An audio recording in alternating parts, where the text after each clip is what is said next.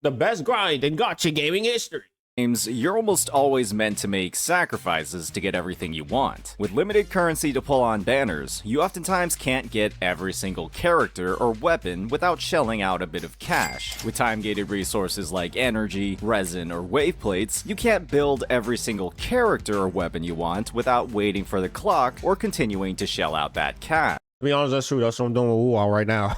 And when it comes to every other material in the game, those used for crafting, cooking, or sometimes even character ascension itself, you can't grind those without spending one of the most expensive resources in not just gacha gaming, but gaming as a whole, your time. Forcing your players to do things they don't actually want to do as a prerequisite for the things they do want to do sours your overall experience. And there's one gacha developer in particular who has recognized where these pitfalls are and have made actual meaningful changes to fix them. When Wuthering Waves launched way back on the 22nd of May, it didn't have half the features and mechanics of the present that have done away with all of the major issues players were experiencing. Yeah, the two-time, I'm gonna be honest, the two-time is 9 times a center for me. I'm gonna be honest. Like, that's one of the greatest thing right there.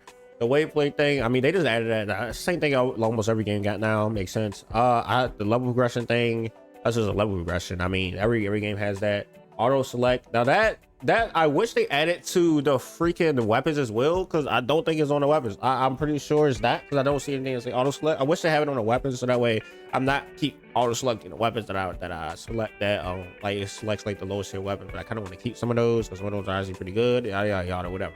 But I just gotta go through and do what I gotta do. Anyway, this is actually pretty good as well, so you know exactly what you got instead of having to like because what I used to do is kill it, then I go and see, okay, yeah, it's not the one that I need. Go back into the game and kill another one, and it kept doing that over and over again. That took a lot more time than it needed to. But anyway, other than that, let's continue this. And also, make sure you guys like, comment, subscribe. I haven't said that. Oh my gosh. There you go. And now, it's clear. Wuthering Waves has some of the best farming and grinding in gacha gaming, and today we'll be taking the time to break down everything Kuro's done relative to its competition to make this the case. This is what developers listening to their player base looks like, and for many players who have never experienced care like this before, it's one of the most beautiful things they've ever seen. As always, if you're enjoying this content, please hit that like and subscribe button. Hey, one of the greatest features that Kuro added to streamline farming in version 1.4 was something that players had been asking for since the launch of the game: incentives and rewards for repeatedly clearing the elusive realm. This game mode is easily one of the most replayable experiences in the game, with so many different characters and combinations of upgrades that make all of your runs, as long as you're fully utilizing this massive roster of characters, completely different from all the ones prior. Previous versions of this roguelike mode could have all of their rewards redeemed in less than 6 or 7 runs spread across the entirety of the 40-day patches. And when every run after that wasn't giving additional rewards and players had plenty of other resources or materials they had to grind in the overworld, that meant that players, in a lot of ways, were punished for doing something they enjoyed doing, simply because they were wasting time that could be spent grinding exiles for rings or TDs for echoes. Kuro did away with this sacrificial dynamic in one of the most player-friendly ways possible, giving rovers the opportunity to claim up to 12 weekly rewards consisting of everything you could dream of farming in the overworld, every possible cost of echo, every overworld ascension material, and perhaps most importantly of all, every type of mob upgrade drop. What this meant was that for the average player who wasn't trying to min-max every character's echo build or level up every character to 90 as soon as possible, the elusive realm could I said they work on that powerful team, huh? be a complete substitute for any grinding they needed to do in the overworld. When farming mobs like exiles were widely considered one of the most inefficient and unrewarding activities in the game, with the only defenders of this grind being players with way too much time on their hands, it's clear that Kuro listened to the right part of the player base when making these changes, simply giving players a far more time-efficient and engaging way of progressing their roster. And the best part about all of these weekly rewards? They only added to the baseline gameplay and methods. Players that loved endlessly roaming the overworld, clearing it of all its spawns, be it enemies or fragrant herbs, could keep on doing those exact same things. All they did was provide an option for players who didn't have that much time to dedicate to the game on a daily basis. But even if you were someone that did, Kuro also provided plenty of tools like advanced enemy tracking and the most simplified, effective I really do love the tracking thing, cause when it comes to, cause the only other game that really big that I played that has open world is freaking Genshin Impact. So I got, like, I don't want to, but I gotta compare it. I gotta compare it. Genshin Impact didn't have this for a minute. They finally do now, but they didn't have this for a minute. And it was annoying trying to figure out, well, like, you had to look at the updated chart thing, like whatever it's called. I don't remember what it's called. The interaction chart, interaction map, whatever, right? You had to look at that on one screen or on your phone while you playing the game to see, okay, so this one is right here, boom, get that. All right, the next one is right there.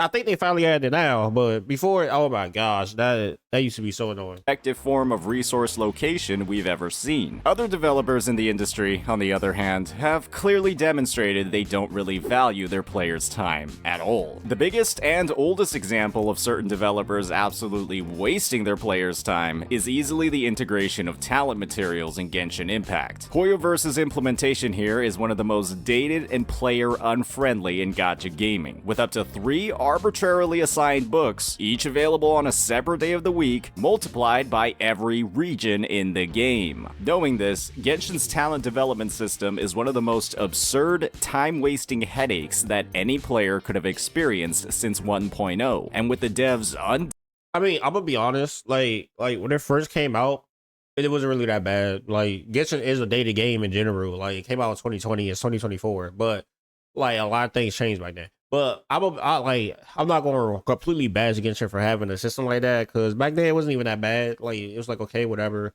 I ain't really even see anybody really complain about it. Nowadays, to be honest, everything need to change, even the times, okay, even the games. Because I'm gonna be real. Now I think that they should just unlock it for all and just have you be able to do whichever ones you want to do. Because I think it's dumb that you still gotta wait Sunday, Monday, all that to do that. And I know it for a fact, like, it may take a little bit for them to fix that, right? But I'm pretty sure they ain't gonna take that long because they all open up on Sunday anyway. Parties got put in a prompt to make it permanently, just have it permanently be Sunday and just remove some of the stuff that says only on Mondays and all that. You'd be good. But I don't know how it works. I'm not a game developer.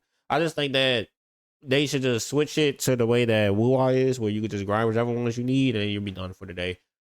Undying loyalty to this, just like they have with because I'm pretty sure the artifacts, they let you do that. So, like, just have it be just the artifacts, just have it do the same thing. Insanely dated system, that headache has only gotten exponentially worse with every new region they've added to the game. If you guys like, comment, subscribe. I'm doing this for my nose. I got a sneeze right now, man. But Unless you're willing to remember the now 6 different books that get cycled through every day of the week, it's mandatory that you use some kind of external resource or third-party planning to even level your characters up and make them usable in content. And we haven't even talked about the worst part of this system. The fact that Hoyoverse releases new limited characters or reruns on the days that their talent materials aren't available yet. Imagine taking the time I hate that so much that they do that, by the way. I just want to let that be known. I'm like, bro, oh my god. To pre-farm your character to 90, but since Hoyoverse decided to hold on, I gotta sneeze. I'll be back. I'm back.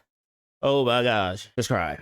To grief you with their farming restrictions, you can't actually use that character until 2 days later because you didn't have any of their talent books. The fact that something like this could happen in 1.x was ridiculous, and the fact that it can happen more. Again, like I said, I'm not gonna really bash them from back then. Like, it wasn't really that big of a problem, but I may just be saying it because I used to play Genshin every day, so it didn't really hurt me.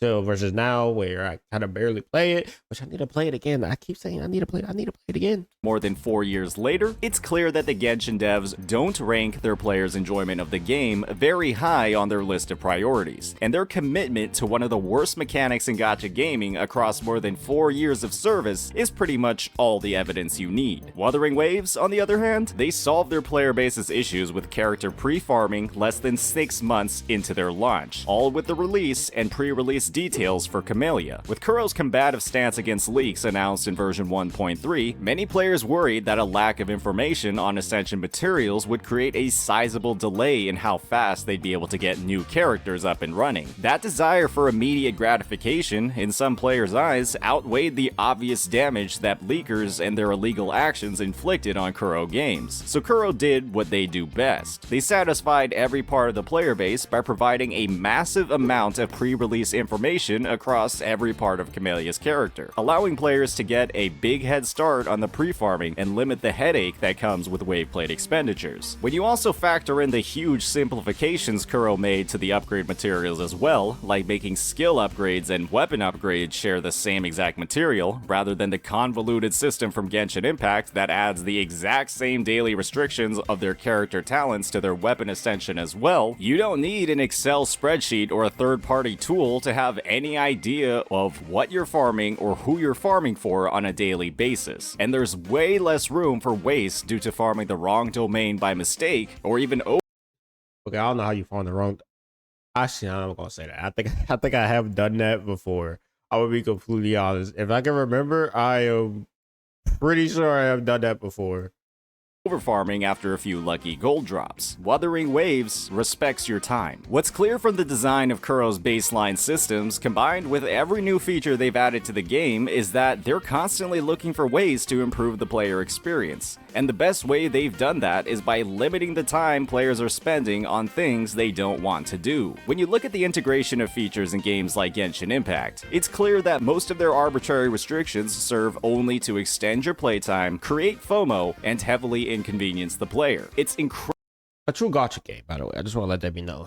incredibly ironic that one of the Genshin devs' reasons for never expanding on their endgame was the anxiety they'd inflict on the player base, especially when their integration of I still never got that. I'm like, bro, a gacha game is anxiety in general. Because like when you pull it for the character, that's anxiety in itself. So if you really want to get rid of anxiety for the player base, get rid of the monetization values of it. talent and weapon materials, complete with over 12 unique materials that get cycled through every day of the week, is one of the most anxiety-inducing things we've ever seen. Kuro's genuinely only made the game better with every feature they've added in development and across release. If you're playing a game more simply because you're navigating the annoying obstacles that the devs have intentionally put in place, that's not a valuable use of your time. It's insane that some devs have done more in 6 months than others have done in 4 years. That's what it's like when the devs actually play their own game. As always, if you enjoyed this content, please hit that like and subscribe button. Peace out. So to be honest, I agree with this. I agree with some of the things here. Like this was Santanos. I forgot how to make his name.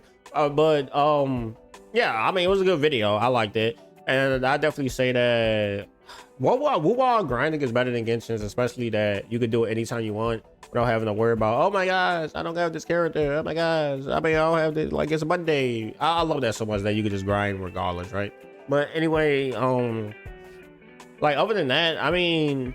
Like the only thing I didn't completely agree about is that like since day one Genshin had that thing. I'm like back then it didn't really matter. At least to me it didn't really matter. But like 4 years later, I think they just need to update it to have it so that everyone can do it by everyone can do it for their own. That's how I think it should work now. Because like it's no reason to have it still be locked between like different days. I think that's dumb. You just grind what you want to grind it and you'll be done with it, right? Because it's not like it's like you still got to grind for artifacts anyway, so you might as well just have it so that people can grind for this, do what they gotta do, get it out the way. That way they can go grind for their artifacts because they're gonna be on the game anyway, grinding for artifacts. But anyway, make sure you guys like, comment, subscribe if you're new. Don't forget to share the video, guys. I'll see you guys in the next one. Peace.